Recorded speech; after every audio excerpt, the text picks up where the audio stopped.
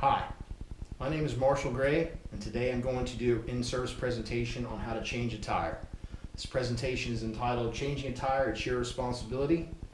This is for my HIM 2820 class, Practical Professional Practice Experience 3, and I hope you find this informative and entertaining. What we're going to discuss today, this presentation is going to be an overview of the skills, tools, and safety considerations a driver should know when faced with an unexpected and certainly inconvenient flat tire situation. This is going to be known as a roadside emergency when this happens to you when you're traveling. And knowing how to deal with it properly is fairly important. As AAA Newsroom says, more than 1 in 5 millennials ages 18 to 34 don't know how to change their own tire. That's a lot of people.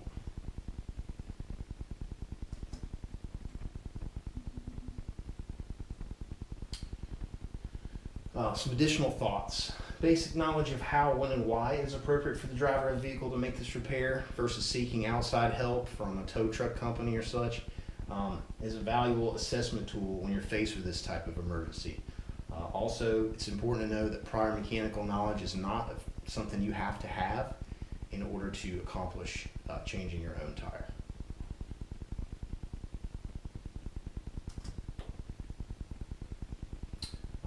Why not just call someone else to do it, right? A lot of people tend to have that. It's probably why we have so many millennials who don't know how to change their own tire. They feel like somebody else will rescue them. You can wait until it happens and call a service provider, such as a tow truck company. If you do that, they're going to charge you to come to you and the tire changing, or some don't do that and they'll just tell you to go to a service shop, which is going to cost you a lot of money. When safe conditions exist, doing it yourself is going to save you money and is going to save you time. A service provider like this says could take several hours to arrive, even if you prepaid for it like you would with AAA. And also, it's really important that relying on somebody else, like your friend or a family member, to bail you out if this happens to you and you don't have AAA or some other plan, is not a plan. So, don't do that. It's not a good way to handle the situation.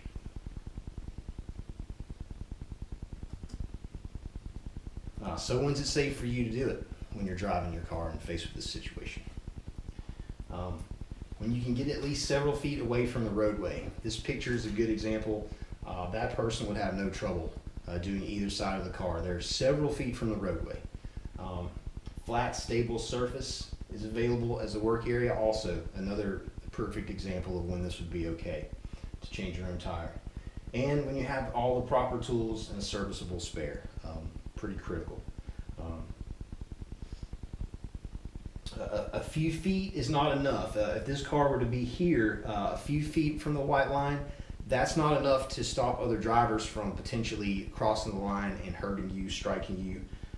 Some good places to go in the event of this situation are highway off-ramps, side streets, parking lots, if you can get to them. But if you are on the road, you have to at least be several feet off the road. Situations to avoid. These are not good situations. There's several things about both of these pictures that illustrate a lot of things you don't want to have happen to you, or when you don't want to try to attempt this yourself. There's a lot of things going on here. This road is fairly flat. Could you get over to the side? It would be flat. You'd have a work area. It's out of traffic according to the snow lines, but look at the weather. The visibility is poor. There could be snow or ice on the road, which could cause other vehicles to accidentally come into your area and hurt you. It's just not a good situation. In this case, you call someone for help. The same with this. Even if you're fortunate enough to get off to the side of the road and have everything else you needed to change a tire, there's probably some sort of damage done to the car. It's at least possible, and in this case, it's really not safe for you to try to do it yourself.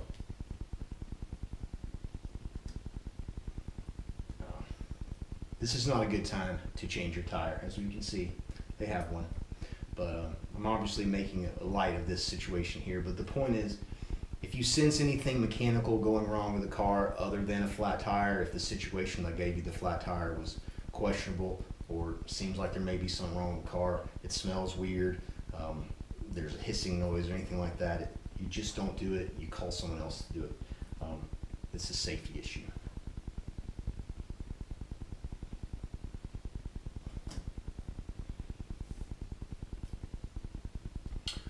Before you get started doing your own car changing, tire changing, you're going to need a spare tire, a lug wrench, a jack, wheel chocks, and a vehicle manual. All vehicles for forever now have come with a manual. They look similar to this. This is my manual for my car. Every manual is going to have step-by-step instructions on where your jack is, how to operate it, where to put it on the car, other safety considerations. If you don't have a manual, like an older car or you bought it secondhand, you can buy a manual at Walmart or another auto parts store. Wheel chocks, they're relatively cheap. You don't necessarily have to have them, but putting them behind the wheel eliminates the possibility of the vehicle moving if it's slightly on a downhill tilt or something of that nature. If there's anything wrong with any of these parts, you're done. You're going to have to call a professional.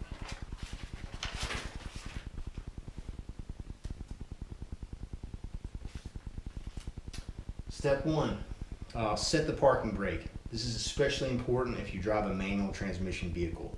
That is absolutely imperative for a manual transmission vehicle. Not so much with automatic transmission, but it's a good practice to do regardless. Set your jack beside the tire to be replaced, and then you're going to loosen the lug nuts. For vehicles that have hubcaps that cover the lug nuts, you're going to need a special tool that came with the car. Some cars actually, a screwdriver will work, or you'll use the tip of your lug wrench to pry off the hubcap cover. You'll see in this video there is no hubcap cover, and here's a short demonstration.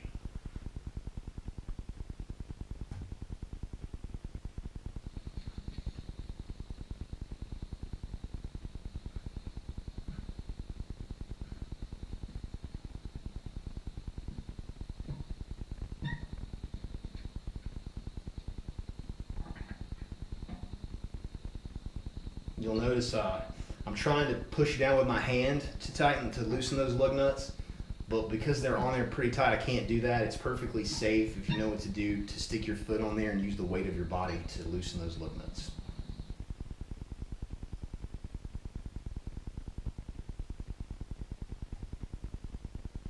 Step 2. You're going to locate the jack point and raise up the vehicle until the tire clears the ground. Jack locations for a front tire and a rear tire, there's actual specific locations on the car where you're going to want to put those. They'll be noticeable either under the car or in your manual. It will say there'll be a special place that'll delineate where to put it underneath. And most cars, light trucks, use a scissor jack such as this. You put it on the flat stable surface where it goes, you hook the handle in, and you crank it upwards.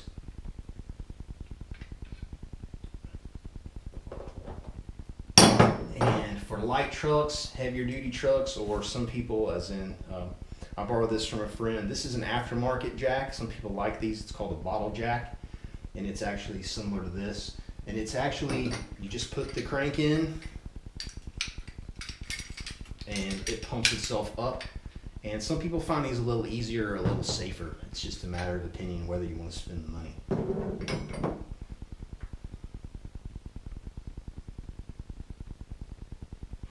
Step 3.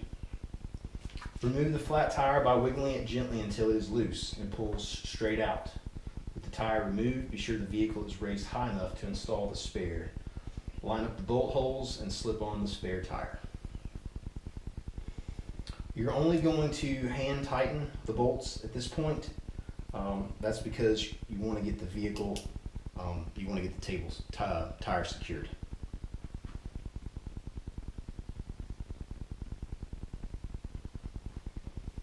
Okay. Step 4, like I said, you're going to reinstall the lug nuts until hand tight.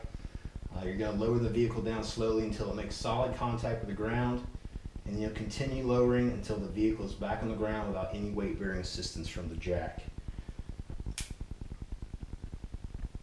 It's important to know during this step that With the weight of the vehicle supported by the jack while you're doing this, there's always the potential that the vehicle could shift under the jack or fall off the jack if any of these safety items we're talking about aren't adhered to.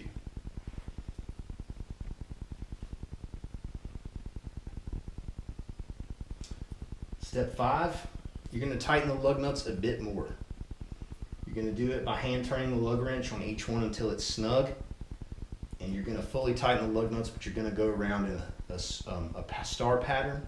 And you're going to tighten a little bit and then a little bit more. And this is basically because you need to get your lug nuts, all 5 or 4, however many you have, need to be the same amount of tightness.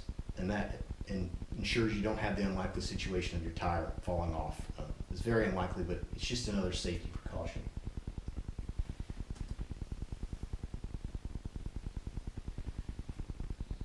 And here I am demonstrating this pattern. If you'll watch, I go around.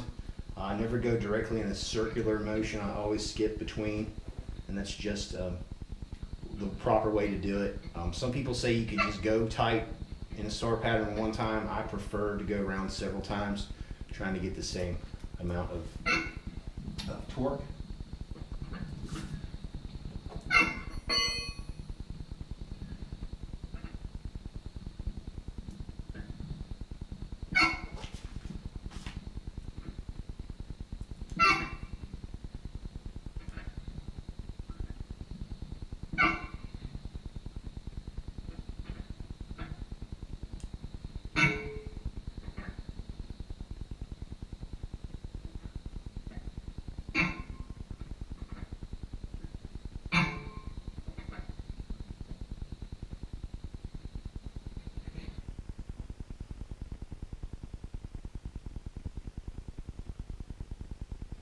Step 6, at this point, you're going to gather up the flat tire, the wheel chocks, and all the jack parts and anything else that you used and return them to their proper location and put the flat tire in the trunk. At this point, you're done and ready to get back on the road. We're going to cover a few more things to consider, but you've basically now been through the steps to get a flat tire change from start to finish. As you've seen demonstrated, it's really not that difficult, and it can save you valuable time and money.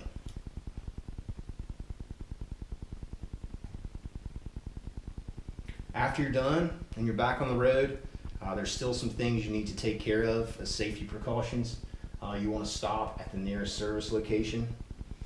You want to inspect your handiwork, asking yourself certain questions such as, does the spare now appear flat? Checking to see are the lug nuts tight? Does anything else seem unusual? If anything looks questionable on the vehicle, it's probably best to stop and get help. If you're able to, get help at the nearest place you stop. If that's not possible, you need to schedule an appointment as soon as possible with a mechanic who can actually do the work and have your tire, your full use tire put back on the car.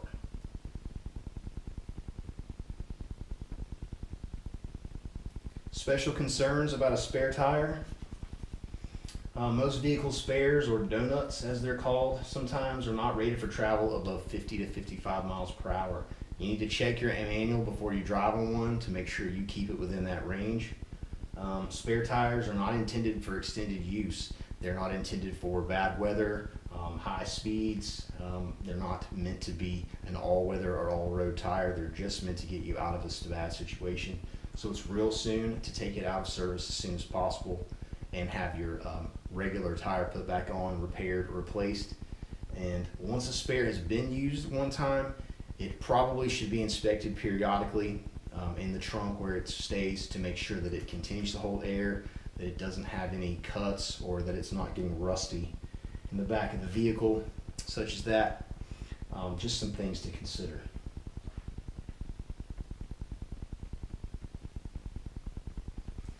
Some safety items to carry along.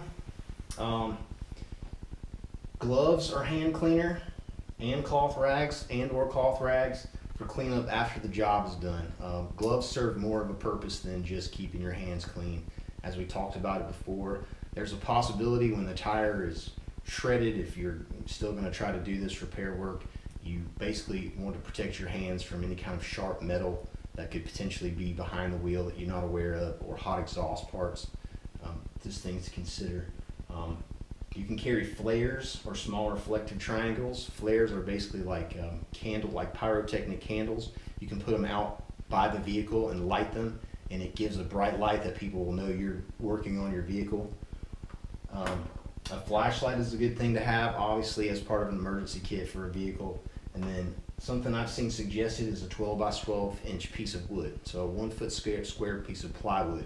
And that's so in case, even if the vehicle is in a relatively flat spot, even if the jack is in a flat spot, for those of us living in sandy areas or dealing with unstable soils, it's good to have a platform to put the jack on. Those of us living where I live in Florida, we need something more stable than the ground usually, just to put a jack on. All these things can be purchased and put into a bin in the back of the truck, along with other items that most people like to have in a car, like jumper cables, some bottled water maybe.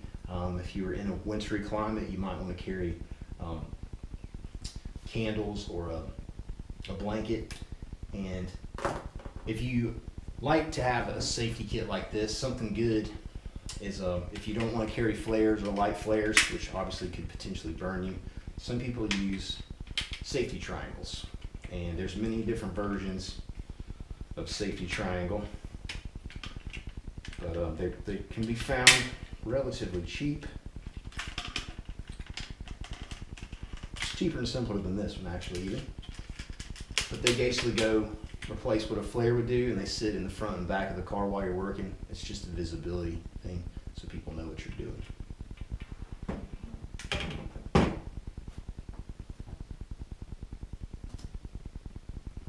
In conclusion, the one thing I want to express to people is that prior mechanical skills are not necessary to do this job. As you've seen going through the steps, it's basically about getting the materials together and doing the job step by step, looking at the manual or doing some pre-work so you know what to do if this happens. Proper basic knowledge, proper tools, and an automobile manual. Virtually anybody can do this on their own when the right conditions exist. It's important to know, obviously, that above all, you don't take risks with your family, your kids, your wife, even your pets, anyone else riding with you. If anything seems off or strange, just remember it's safety first.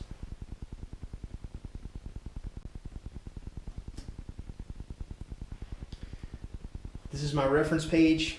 These are the sites I used to compile my information for this presentation. There are very many sites you can access on the internet that have references as to the different things to do for changing a tire, safety things to consider. Some websites break them down into 10 steps, 12 steps. Some carry things a bit further. It might be good to review other sites and such if you're interested. AAA has a lot of news articles that pertain to changing a flat tire, what to do. Advocacy, some vehicles now are coming without a flat tire, which leaves people with even fewer options when they have a regular go out of service. So some things to consider, and this is the end of my presentation, and I hope you've enjoyed it, and I hope you found it to be useful information. And you can check this out on Brian's Healthcare Workshop at youtube.com, and the link will be provided. Thank you very much.